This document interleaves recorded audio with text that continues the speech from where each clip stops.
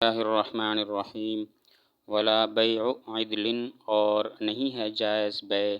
ایک گٹھڑی کی، علی انہ عشرۃ اسواب، اس شرط پر کہ وہ 10 کپڑے ہیں، وہو اقل او اکثر، اور وہ کم ہیں یا زیادہ ہیں،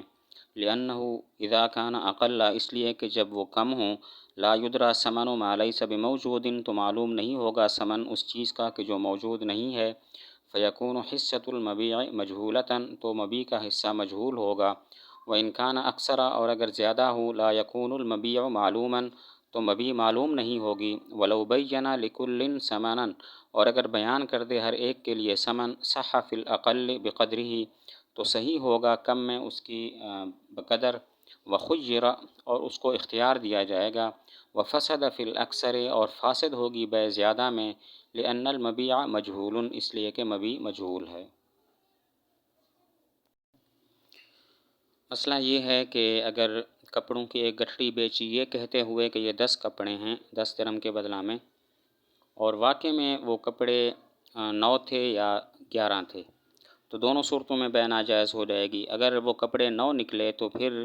یہ اس لیے بیع ناجائز ہے کہ جو غائب کپڑا ہے اس کا ثمن معلوم نہیں، جب غائب کپڑے کا ثمن معلوم نہیں ہے تو جو موجودہ کپڑے ہیں ان کا ثمن بھی معلوم نہیں ہوگا، مبیع مجہول ہوگی، مبیع کا حصہ مجہول ہوگا، ثمن مجہول ہوگا، اور ایسی صورت میں بیع جائز نہیں ہوتی۔ اگر واقع میں وہ کپڑے 11 نکلے ہیں تو یہ معلوم نہیں ہوگا کہ اب مبیع کون سی ہے، مبیع مجہول ہوگی، اور جب مبیع مجہول ہو تب بھی بیع جائز نہیں ہوتی۔ تو مسئلہ یہ ہے کہ 10 کپڑوں کی ایک گٹھڑی بیچی یہ کہتے ہوئے کہ یہ 10 کپڑے ہیں 10 درہم کے بدلہ میں، پھر واقع میں وہ کپڑے 9 نکلے یا 11، تو دونوں صورتوں میں بیع ناجائز۔ 9 کی صورت میں اس لیے ناجائز ہے کہ جو غائب کپڑا ہے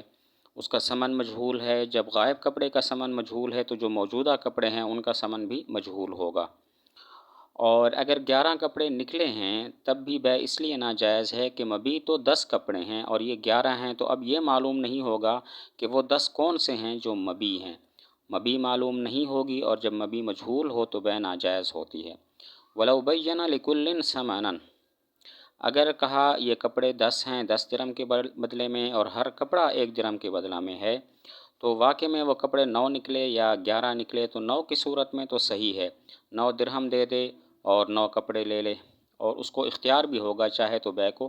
فسخ بھی کر سکتا ہے۔ اور اگر 11 کپڑے واقع میں نکل آئے تو پھر اس صورت میں بیع فاسد ہو جائے گی، اس لیے کہ اب مبیع مجہول ہوگی، معلوم نہیں ہوگا کہ وہ کون سا کپڑا جو ہے وہ زائد ہے جس کو واپس کرنا ضروری ہے، اور وہ زائد کپڑا مجہول ہے تو مبیع مجہول ہے، جب مبیع مجہول ہو تو بیع جائز نہیں ہوتی۔ اگر یہ کہا یہ 10 کپڑے ہیں 10 درہم کے بدلہ میں، ہر کپڑا 1 درہم کے بدلہ میں ہے، پھر واقع میں وہ کپڑے 9 نکلے یا 11 نکلے، اگر 9 نکلے تو پھر اختیار ہوگا، چاہے تو بیع کو فسخ کر دے اور چاہے تو 9 درہم دے کر 9 کپڑے لے لے، اور اگر 11 کپڑے نکلے ہیں تو اب یہ بیع فاسد ہو جائے گی، اس لیے کہ جو زائد کپڑا نکلا ہے وہ مجہول ہے کہ کون سا ان میں سے زائد ہے، جب زائد کپڑا مجہول ہے تو مبیع مجہول ہے، اور جب مبیع مجہول ہو تو بیع ناجائز ہوتی ہے۔ وفی بیع ثوب، اور کپڑے کی بیع میں، علی انہ 10 اذرع، اس شرط پر کہ وہ 10 ذراع ہیں، کل ذراع بدرہم، ہر ذراع 1 درہم کے بدلہ میں ہے، اخذ ب10 لے لے 10 کے بدلہ میں، فی 10 ونصف، 11.5 میں، بلا خیار، بغیر کسی خیار کے، وب9، اور لے لے 9 کے بدلہ میں، فی 9 ونصف،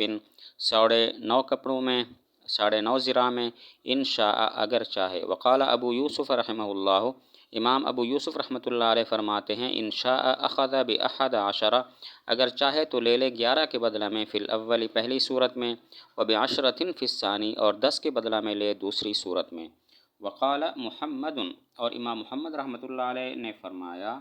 ان شاء، اگر چاہے، اخذ ب10 ونصف، لے لے 10.5 کے بدلہ میں، فی الاول، پہلی صورت میں، وب9 ونصف فی الثانی، اور 9.5 کے بدلہ میں دوسری صورت میں، لأن من ضرورت مقابلۃ الذراع بالدرہم، اس لیے کہ ذراع کے درہم کے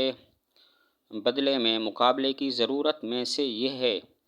مقابلۃ نصفہ بنصفہ، اس کے نصف کا اس کے نصف کے ساتھ مقابلہ،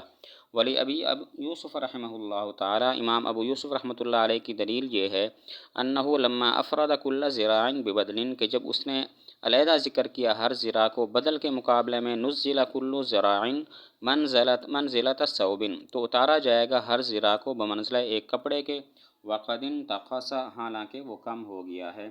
ولی ابی حنیفہ رحمہ اللہ تعالی، امام صاحب کی دلیل یہ ہے ان الذراع وصف، کہ ذراع ایک وصف ہے، وانما اخذ حکم المقدار، اور نہیں ہے سوائے اس کے کہ اس نے لیا مقدار کا حکم، بالشرط، شرط کے ساتھ، وهو مقید بالذراع، اور وہ مقید ہے ذراع کے ساتھ، ففی الاقل، پس کم کی صورت میں، عاد الحکم الی الاصل، حکم لوٹ آئے گا اصل کی طرف۔ کپڑا بیچا یہ کہتے ہوئے کہ یہ 10 ذراع ہے، 10 درہم کے بدلہ میں، ہر ذراع 1 درہم کے بدلہ میں ہے، پھر واقع میں وہ کپڑا 10.5 ذراع نکلا یا 9.5 ذراع نکلا، تو اب کیا ہوگا؟ کپڑا بیچا یہ کہتے ہوئے کہ یہ 10 ذراع ہے، 10 درہم کے بدلہ میں، ہر ذراع 1 درہم کے بدلہ میں ہے، پھر واقع میں وہ کپڑا 10.5 ذراع نکلا یا 9.5 ذراع نکلا، تو اب کیا حکم ہے؟ امام صاحب رحمۃ اللہ علیہ فرماتے ہیں 10.5 کی صورت میں 10 درہم ادا کرے اور اس کو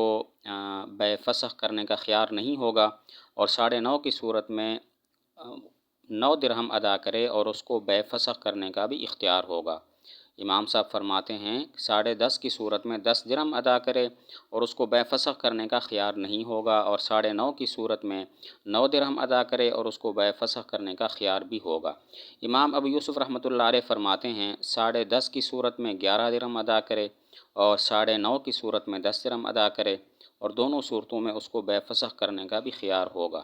امام ابو یوسف رحمۃ اللہ علیہ فرماتے ہیں 10.5 کی صورت میں 11 درہم ادا کرے، 9.5 کی صورت میں 10 درہم ادا کرے، اور اس کو بے فسخ کرنے کا بھی اختیار حاصل ہوگا دونوں صورتوں میں۔ جبکہ امام محمد رحمۃ اللہ علیہ فرماتے ہیں 10.5 کی صورت میں 10.5 ادا کرے اور 9.5 کی صورت میں 9.5 درہم ادا کرے، اور فسخ کا بھی خیار حاصل ہوگا۔ امام محمد رحمۃ اللہ علیہ فرماتے ہیں 10.5 کی صورت میں 10.5 درہم ادا کرے، 9.5 کی صورت میں 9.5 درہم ادا کرے، اور بے فسخ کرنے کا بھی اختیار اس کو حاصل ہوگا۔ لأن من ضرورت، امام محمد رحمۃ اللہ علیہ کی دلیل یہ ہے کہ اس نے ذراع کا درہم کے ساتھ مقابلہ کیا ہے، یہ کہا کل ذراع بدرہم، اس کا تقاضا یہ ہے کہ ذراع کا نصف درہم کے نصف کے مقابلے میں ہے،